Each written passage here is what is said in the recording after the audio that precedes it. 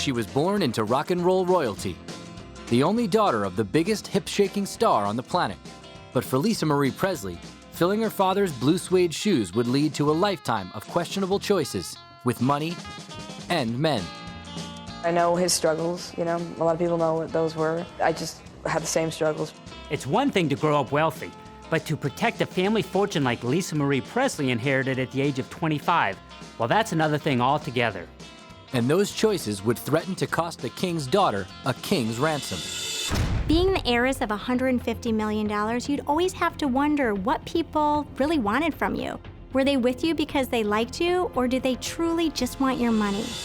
On this episode of Fortune Fights, husband and wife attorneys and media experts Danielle and Andy Mayoras explore how Lisa Marie Presley saw her father's fortune rise and fall, and her own along with it.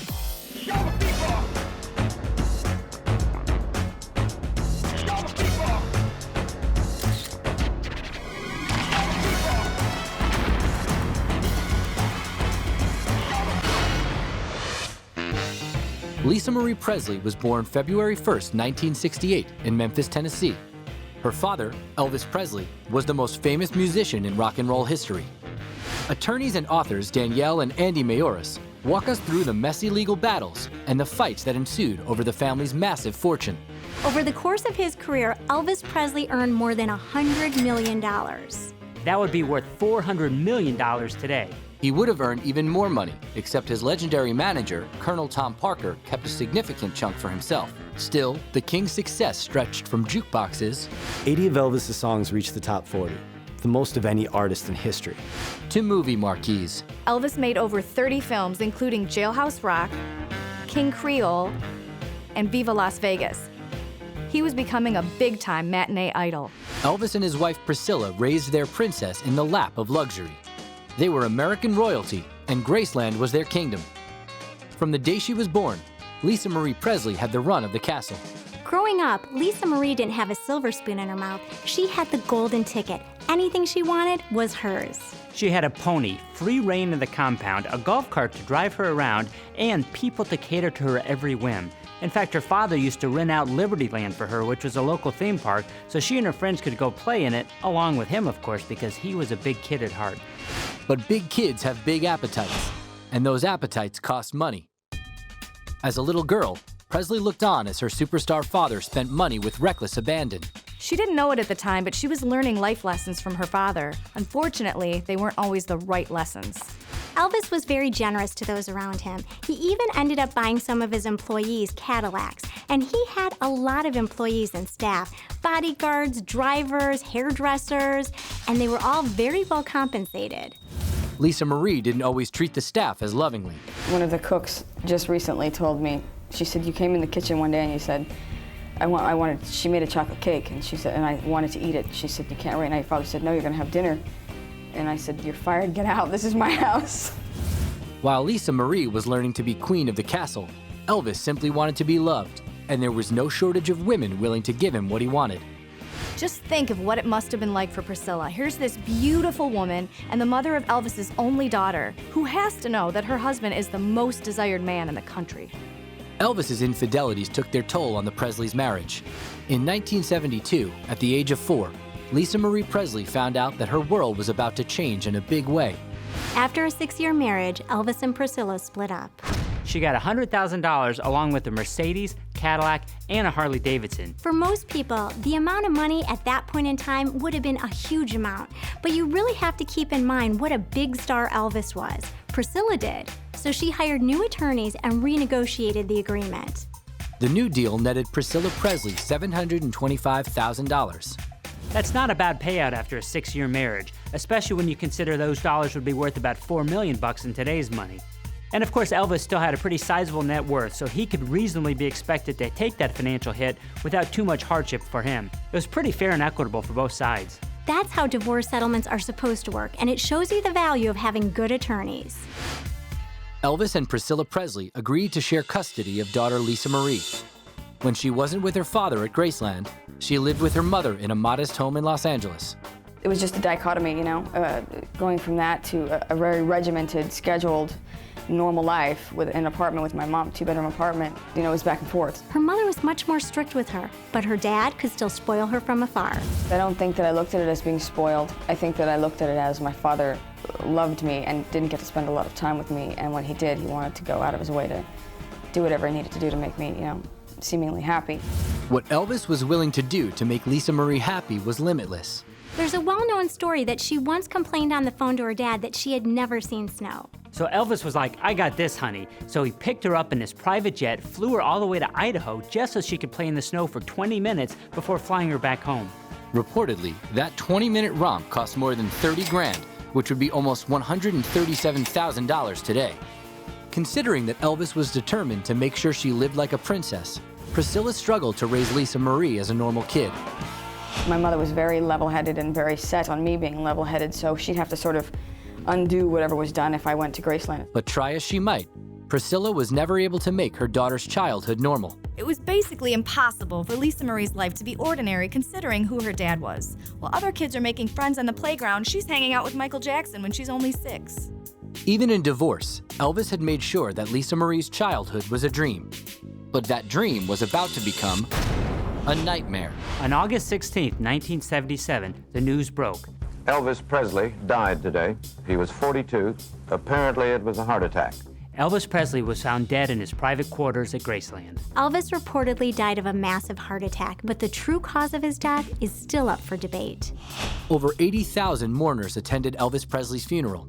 People who had never met him wept over his passing. I just can't believe he's dead. It's terrible. But I just thank God that Elvis died here at Graceland instead of on the road just like any other rock and roll singer. To them, the loss felt personal. To Lisa Marie, it actually was. Lisa Marie claims that Elvis woke her up at 4 a.m. the night before to kiss her goodnight, and he was found dead the next morning. In fact, she says that was the last time she saw her father alive. While Priscilla and Lisa Marie Presley were still coping with the loss, there were other pressing details concerning Elvis's passing that needed to be dealt with. Elvis may have been gone, but his estate remained. In the will, Elvis's father, Vernon, was appointed executor and trustee. It's an executor's job to administer the estate after somebody dies. An executor has to be appointed by the court, and it's usually the person named in the will to serve that role. The executor is the one who inventories the assets, pays the taxes and creditors, and then when all is said and done, divvies up the money to the beneficiaries. This is not an easy job. It's a lot of work. Unfortunately, because of the way Elvis spent money so freely during his life, it meant that his estate wasn't worth as much as it might have been. This is a man who took his jeweler on tour with him and once spent $85,000, which would be $400,000 today, on jewelry within 1 week. Overpriced jumpsuits, massive improvements to Graceland, and buying expensive vehicles left and right. Elvis was tearing through cash to look like a king. But on top of that, he would blow through money acting like a kid. He and his friends famously bought $15,000 worth of fireworks, rented out the Rainbow Roller Dome in Memphis, and shot fireworks at each other. I mean, it just goes to show you, saving money was the last thing on Elvis's mind.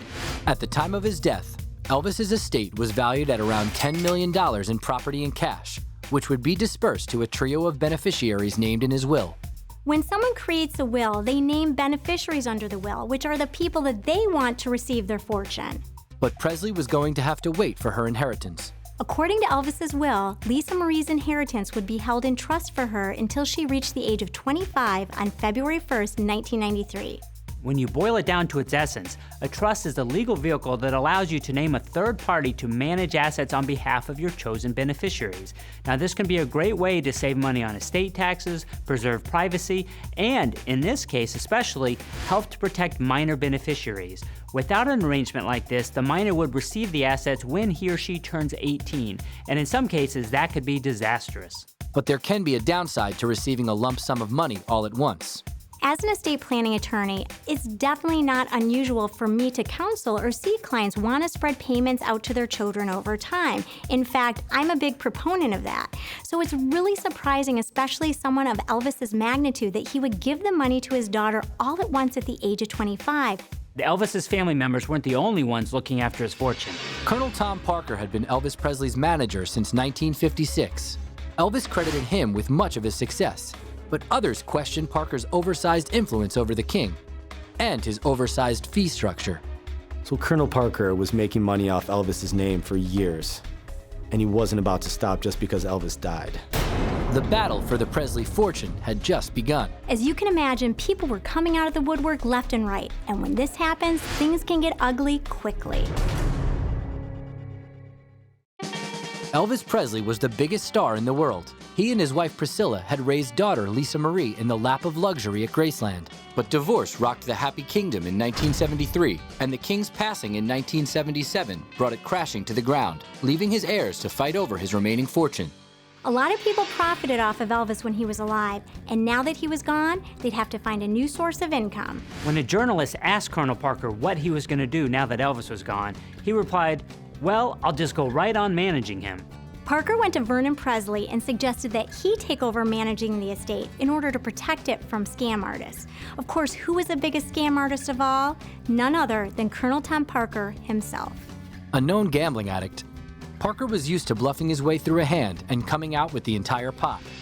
My gambling had never anything to do with Elvis. Parker proposed that Vernon let him manage the assets of the estate in exchange for 50% of the income that was brought in as payment for Parker. Vernon Presley agreed to the deal, despite the high price at which it came. 50% of an estate is exorbitant. That's unheard of. Most of the times, even when there's a corporate trustee involved, you're looking at 5% of an estate, sometimes 10% of the estate. Ironically, Parker would have made even more money if he hadn't made a deal a few years before that dramatically limited how much money could be brought in. Parker had negotiated a deal with RCA, giving them ownership of all of Elvis's recordings prior to 1973, severely limiting the revenue stream for the estate after Elvis's death. With Parker entitled to half of whatever money coming in, and taxes taking a sizable portion of what came in beyond that, the estate was dwindling rapidly. By 1979, he'd whittled it down to just $1 million. The probate court system is far from perfect, but it can act as a safeguard against somebody who's intentionally trying to take advantage of an estate or mismanaging it through incompetence. And fortunately, that was the case here, where the probate system actually protected Elvis's estate. Elvis's father, Vernon, had passed away in 1979. When Elvis's grandmother, Minnie Mae, died shortly thereafter, Lisa Marie Presley became the sole surviving beneficiary of the Elvis Presley estate. In 1980, the probate court judge appointed attorney Blanchard Twall to protect Presley's interests. Probate court is the public venue that you go through when you pass away with a will. So in Elvis's case, even though there was a trust, it was part of the will. It wasn't a separate standalone trust. Whenever a will is filed and someone dies with assets in their individual name, it goes through the probate court process. Toole reported to the probate court that Parker's fees were excessive. According to Parker, he was a business partner with Elvis Presley in life and in death, so he was entitled to 50% of everything the estate brought in. But he wasn't a beneficiary under the will. If Elvis truly wanted to give Parker 50% of everything after he passed away, he should have put that in the will, and he didn't. And I'm sure there was a good reason for it, because he never had an agreement with Parker that Parker was going to get 50% of everything after he passed away. Judge Joseph Evans ordered that the estate cut off all payments to Parker. And to the surprise of many, the judge went on to further order that the estate sue Parker in order to recoup money that never should have left its coffers in the first place.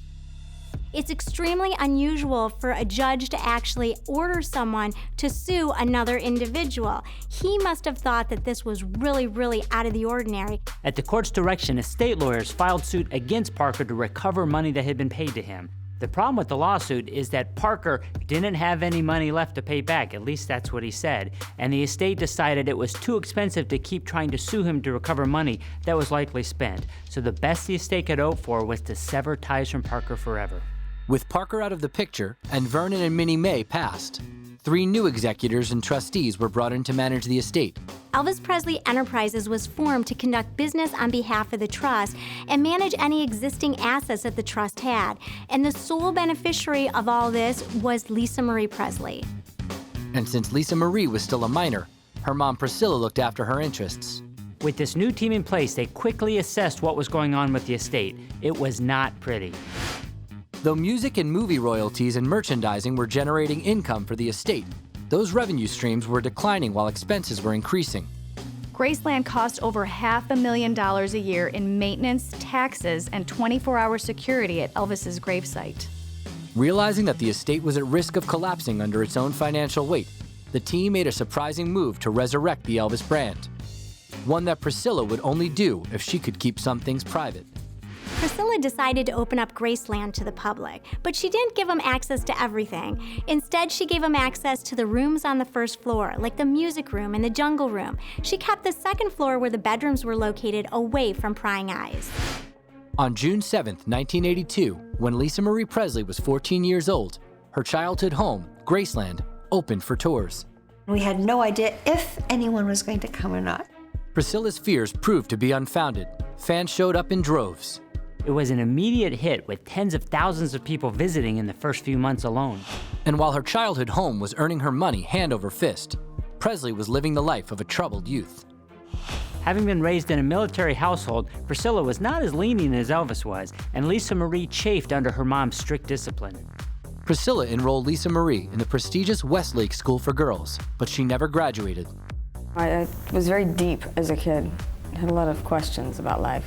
It's sort of purposeless, not quite understanding how things work. Presley began to act out in dangerous ways. Lisa was wild. She called it destructo mode. And anything her mom didn't want her to do, she decided to do. Smoking, drinking, boys, drugs, you name it, she was doing it. At age 17, Presley was sent to rehab. There, she overcame her destructive habits. But that's not all Lisa Marie did at the center. She started a hot and heavy relationship with a bass player named Danny Keough. He was basically a journeyman musician who played gigs around LA and worked as a house musician at a studio run by his best friend's father. Danny and Lisa Marie hit it off and dated for 3 years before getting married on October 3, 1988 in Hollywood. At the time of the wedding, Lisa Marie Presley was 20 years old, 5 years away from collecting the inheritance being held in her trust. Trusts are primarily formed to pass assets on to the chosen beneficiaries, but in certain trusts like this one, it can really operate like a business with money moving in and moving back out, and depending who is in charge of that trust, it can be quite profitable. Thanks to the current trustees, the trust had grown exponentially to $50 million. But Presley wasn't living the high life just yet. Lisa Marie and Danny Keough actually formed a pretty traditional family. They had 2 kids, Danielle, Riley, and Benjamin, and lived a pretty regular life for a while. But Lisa Marie was no regular person. She was the daughter of rock and roll royalty, and she was about to become extremely wealthy. In 1993, Presley turned 25 and received her inheritance. As a result of excellent financial management, it had grown substantially from the $10 million Elvis had left when he died in 1977. By then, it was worth a whopping $100 million. To Presley's credit, she didn't simply sit back and collect checks. She made it a point to find out what was really going on with this estate.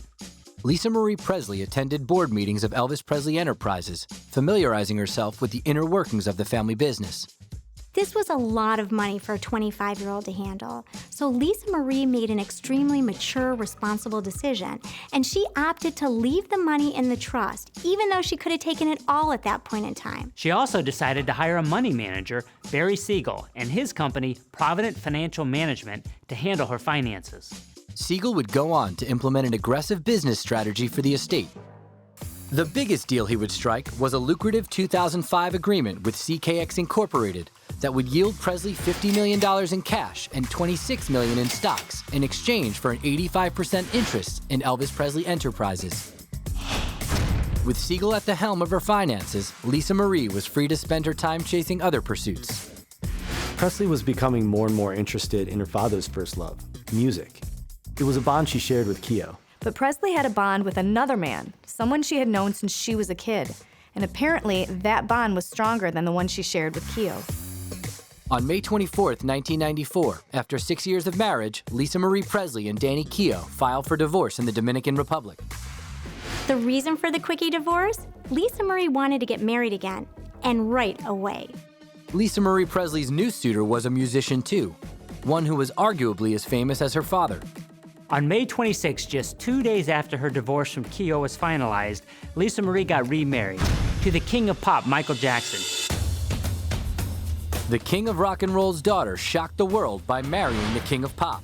It was the biggest headline in the music industry. But who else could truly understand Lisa Marie Presley more than someone like Michael Jackson? They had been friends for decades, but now they were more than that. If this relationship didn't work out, there would be a lot at stake.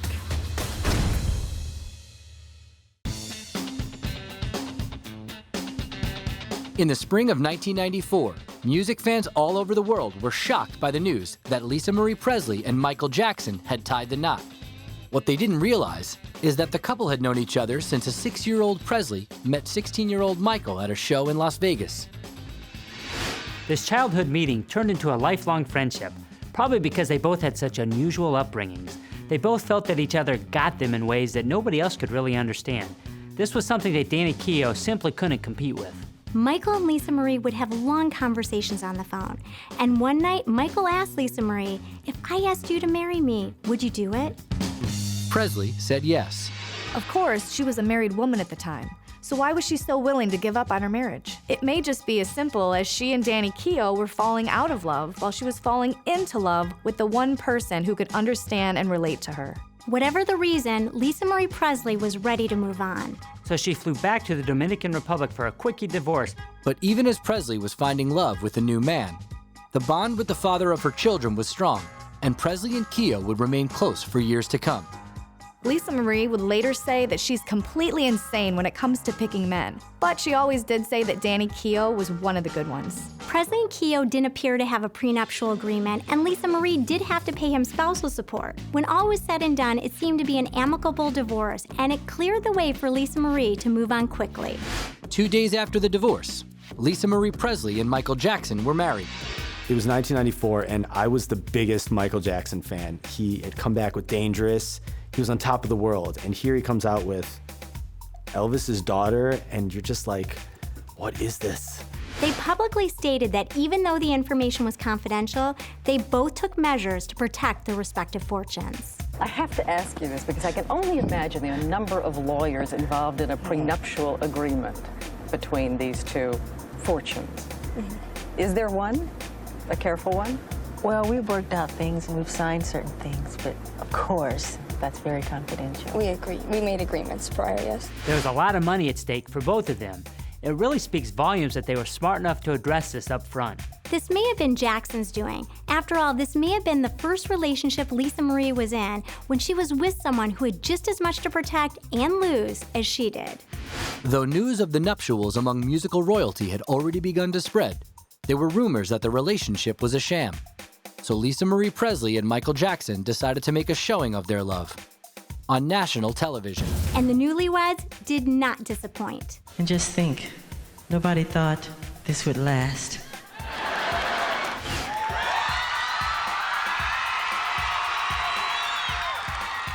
This was the blending of two important eras in popular music, bridging the days from the early rock and roll of Elvis to the height of pop music with Michael Jackson. They were both kings, and Lisa Marie Presley, she was the princess in the middle. The newlyweds looked happy for the cameras, but as their marriage went on, storm clouds began to brew. Presley claimed that Jackson's attention was being taken by sycophants, something she had witnessed with her own father, and she was becoming increasingly alarmed by the hold that drugs seemed to have on him. On January 8, 1996, they filed for divorce, citing the infamous irreconcilable differences. This is the common legal term used in most states when people don't really want to disclose why they're getting divorced, but simply want to say, the marriage is over, let us move on. Before exchanging vows, they had the foresight to protect themselves and their fortunes. What I can say is there was a divorce filed today, and I'm representing Lisa Marie Presley. She's filing divorce to divorce Michael Jackson. It is a clean, simple divorce, no disputes. I've talked to opposing counsel, and everybody agrees it's going to be friendly, no controversy. Lisa Marie Presley and Michael Jackson's prenuptial agreement would ensure that neither would lose their fortune as a result of their separation. Because they didn't have to fight over money through the divorce, it meant that there were no ugly personal details that could come out in court. They were free to go their separate ways. Jackson had his fortune, and Presley had hers. Lisa Marie Presley was twice divorced, extremely wealthy, and hungry to carry on her father's legacy in ways other than just the Presley name. She decided to go into the family business. Most musicians develop their skills for years performing in small venues before they ever sign a record deal, but not Lisa Marie. In 1998, Presley signed a deal with Java Records without ever having performed on stage before. But Presley didn't consider the Java deal to be just a no-risk vanity project. She had something to prove. She obviously had a lot of contacts in the music world, but she decided to call upon her music mentor to help her navigate this next chapter of her life.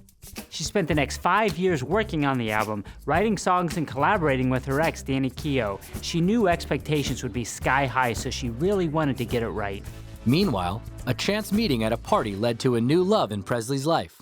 In 2000, she attended Johnny Ramone's birthday party where she met actor Nick Cage. For the next 2 years, the two of them were on again, off again. Until August 2002, when Presley and Cage took the plunge, marrying in a secret ceremony in Hawaii. In August, they were on. But by November, only 4 months later, they were off again. Cage served Presley with divorce papers in late 2002. Presley released a statement saying that they shouldn't have been married in the first place. Cage, on the other hand, simply said, "I did not comment on the marriage. I will not comment on the divorce." He clearly wanted to keep things private. In fact, it never even came out publicly whether they had a prenup or not. You'd think that Lisa Marie would have wanted one from her past experience and how well it worked for her, but of course, given the fact their marriage was only about 3 months long, they may have gotten through the divorce without even needing a prenup. One thing that we do know is throughout her short-lived marriage with Nicolas Cage, she was working on her debut album. To Whom It May Concern was released on April 8, 2003.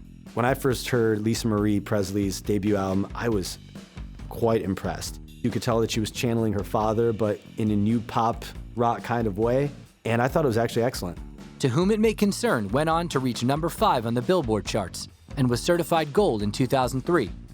Now, for most people, this would have been huge, but Lisa Marie Presley wasn't just most people. I mean, she was the daughter of one of the most famous rock and roll icons of all time. The pressure had to be enormous. Presley went back to the recording booth quickly, following up her debut album with a second, 2005's Now What. Now What was only on the charts for about 7 weeks, but it did chart to number 9, which is no small feat. With her music career blossoming and the Elvis Presley estate running like a finely tuned machine with her financial manager Barry Siegel at the helm, Lisa Marie Presley once again found herself in love. Like most guys in her life, Michael Lockwood was a musician. Lockwood was essentially a hired hand. He started working for Presley as a musical director in 2004, making $3,500 a week. But while they were on the road, a relationship blossomed. But Lockwood was a little hesitant to commit at first. He had been through some bad relationships before meeting Lisa Marie. In fact, he reportedly told her he didn't believe in love. And Lisa Marie told him, quote, "That was bull." On January 22, 2006, less than 3 years after marrying Nicolas Cage and 2 years since divorcing him, Lisa Marie Presley married Michael Lockwood in Kyoto, Japan. It was truly a family affair, with Priscilla giving Lisa Marie away, Lisa Marie's children, Riley and Benjamin, in the wedding party, and ex-husband Danny Keough serving as the best man.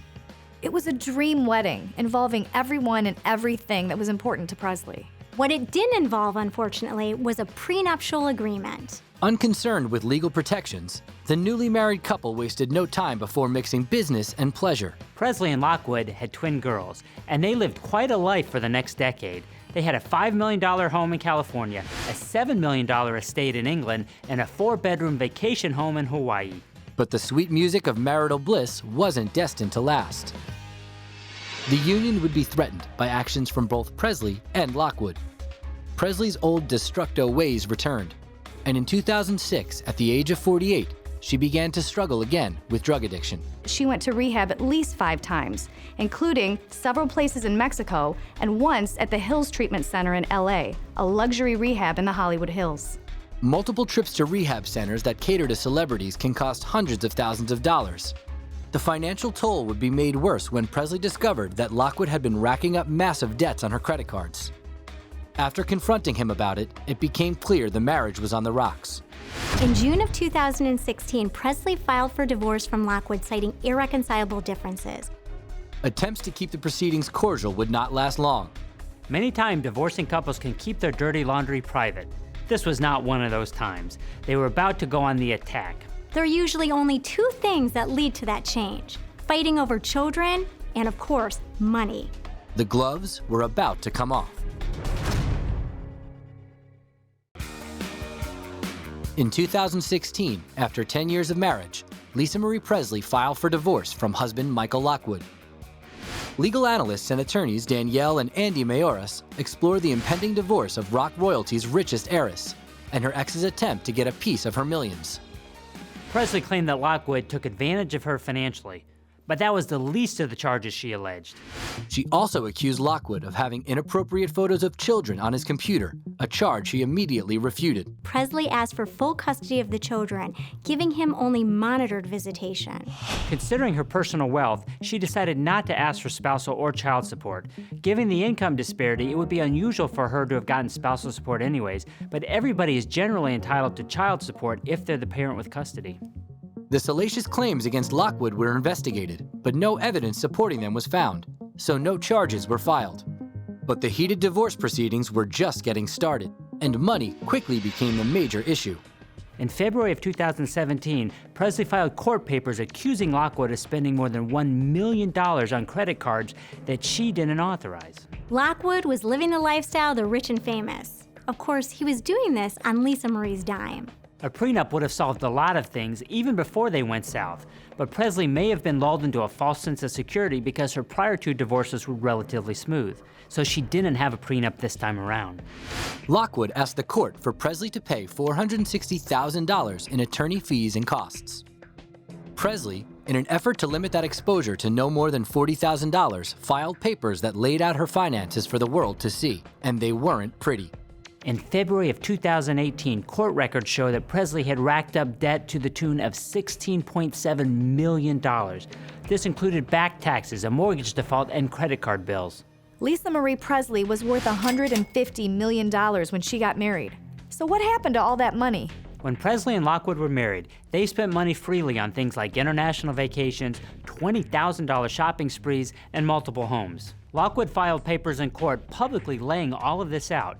He was probably trying to prove that Presley had the means, but there's a flip side to this approach, because it also shows that those means may have been exhausted. Her properties in Hawaii, Southern California, and England were all underwater. She owed more than $10 million in back taxes, and that was more money than was on hand in the trust. To many, it was hard to believe that Presley's trust, as sizable as it once was now depleted. Just as Lisa Marie had seen her dad with his carefree spending, not stopping to think about the implications, she was doing the exact same thing as an adult.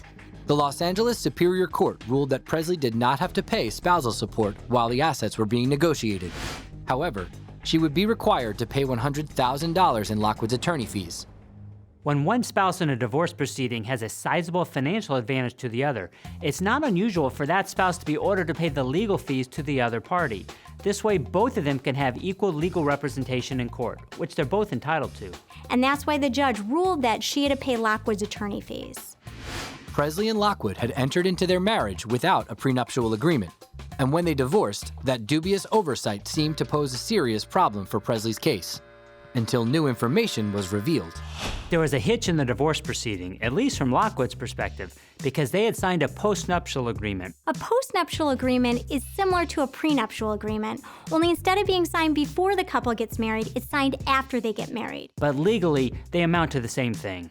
The agreement stated that there would be no community property created during the marriage, and that neither person would be entitled to spousal support. With a prenuptial agreement, of course you have that dangling carrot, which is the marriage itself, and with a postnup, you don't have that. Lockwood asked the judge to tear up the postnuptial agreement. Why? Because he said he hadn't read it, it simply didn't interest him enough, and his attorney never explained the details to him.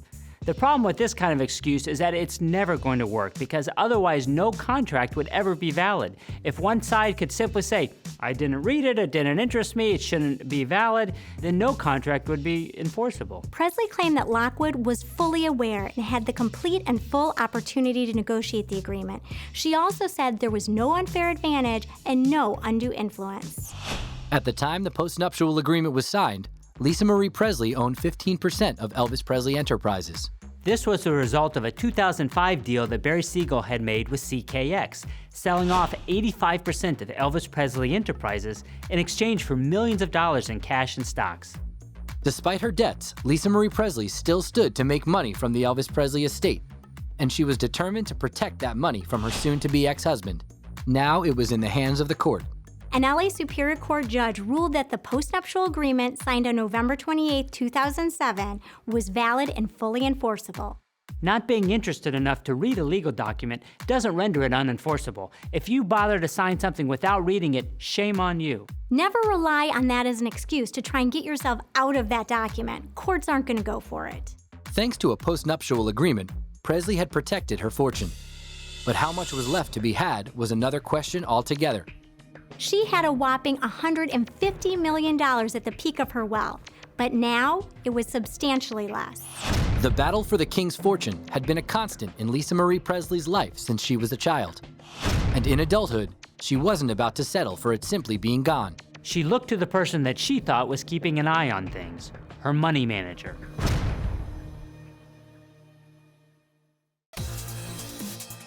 In 2018, after having weathered multiple marriages and divorces, and having seen the Elvis Presley estate ebb and flow in value, Lisa Marie Presley found herself in dire circumstances.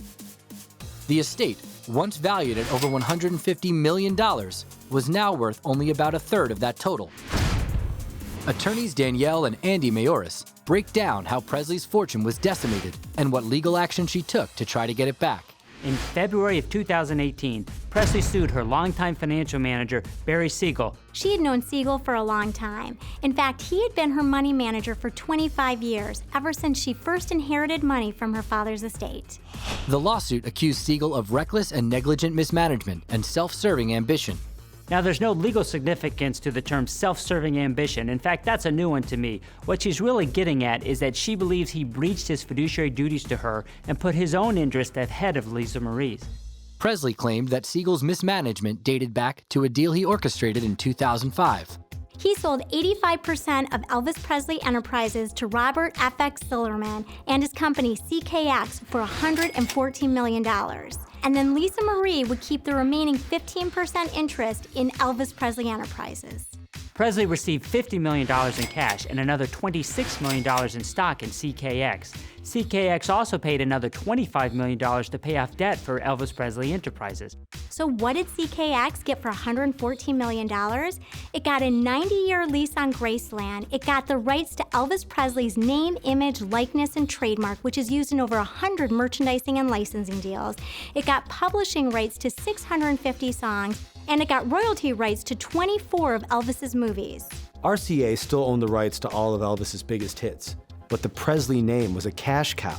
Elvis Presley Enterprises was making about $40 million a year from Graceland tours, on-site retailing and licensing, and from hotel revenue from the Heartbreak Hotel. It had looked like a mutually beneficial deal until CKX went belly up. In 2016, CKX filed for bankruptcy. And of course, when there's a bankruptcy, that means the stock in the company is worthless. Lisa Marie Presley owned around $20 million worth of stock. So now it was just a paper fortune. What was it worth? Absolutely nothing. She had already given up 85% of what she could have been making off of the Elvis Presley name in the original deal. And now that CKX was having financial trouble, $25 million worth of stock that she had received was gone. This was a major blow to Presley's fortune. Presley's stock was worthless, but she had been paid $50 million as part of the CKX deal. $50 million that were being handled by Barry Siegel, or, according to Presley, mishandled. Presley says she was completely kept in the dark about her losses, and that Siegel had actually been selling her personal assets to supplement trust income without even telling her. By 2016, Presley claimed that Siegel had liquidated all of the trust assets, and all that was remaining was shocking. It was only $14,000 in cash and $500,000 in credit card debt. Lisa Marie Presley had grown up in one of the most famous homes in America. Now she claimed Siegel had put her in the poorhouse. The Elvis Presley fortune was all but gone. It was a wake-up call for Lisa Marie Presley. Where did the $114 million go? Where was her money? Siegel countersued and claimed that Presley squandered her father's fortune, not once, but twice. According to Siegel, she spent the $150 million she initially received, and then she also spent all the money she received from the sale to CKX for the 85% interest in Elvis Presley Enterprises. Siegel fired back at her, saying, quote, she was rescued from insolvency by a deal she now calls fraudulent and self-serving, and that she actually became wealthy again after the CKX deal, but then, quote, she dissipated her second fortune over the next 10 years. There was a cascade of information that came out because of her divorce. All of the he said, she said from the divorce gave Siegel and his legal team a lot of ammunition. The lawsuit also says, as she spiraled downward personally, she refused to listen to the warnings of her most trusted advisors and her family. Unfortunately, she only has herself to blame for her financial and personal misfortunes. Her continuous excessive spending and reliance on credit far exceeded what the trust could pay her from income alone. Siegel and his company are suing Presley for $800,000 in damages. That figure represents the amount that Siegel says Presley owes him for work that he did before she fired him in March of 2016. And that figure comes from Siegel's $700,000 a year fee for managing the trust, which Presley said was exorbitant when he should have been protecting her interest instead of focusing on his own profits. Siegel's lawyer, Leon Gladstone, defended their actions in a statement to People magazine. Gladstone squarely placed the blame on Lisa Marie Presley, saying that the 2005 deal helped her with millions of dollars of debt that she had, and helped her net millions more, which he said she just squandered. Siegel and his lawyer said that Presley had an uncontrollable spending habit, which was a claim they were able to support by pointing to the financial statements that came out during the Presley-Lockwood divorce. The legal battle with Barry Siegel continued. Was Siegel negligent in managing Presley's money, or was Presley really this carefree spender that he makes her out to be? Only time will tell. Everybody has to take their own personal responsibility at some point. You can't blindly trust your advisors, and if somebody's doing you wrong for that long, you should find out about it. Meanwhile, Presley's divorce from Michael Lockwood lingered in court. Lockwood filed documents in August of 2018 asking the court to certify its ruling that the postnuptial agreement with Presley was valid. This move showed how important it was to Lockwood and his legal team to challenge the validity of the postnuptial agreement, because they asked for and received permission to take that issue up to the Court of Appeals even before their divorce case was done. What this means is that the divorce trial is going to be delayed until the Court of Appeals passes on that issue, and then they'll go back for trial. But throughout her ongoing legal battles, Lisa Marie Presley continues her quest to connect to her famous father through music. In August of 2018, Lisa Marie released a duet with Elvis called When No One Stands Alone. Lisa Marie Presley was born into wealth and fame, but reckless spending, financial mismanagement, multiple marriages and divorces, and legal battles over money have all taken their toll. It's easy to assume that someone born into money is going to have it easy, but that's not always true. I'm sure nobody could have predicted the amount of ups and downs that Lisa Marie would have gone through when she was back roaming the halls of Graceland as a child. Lisa Marie's been in the public eye since she was born. Everybody knows about her, everyone knows what she looks like, but still, she is mysterious. She's truly an enigma.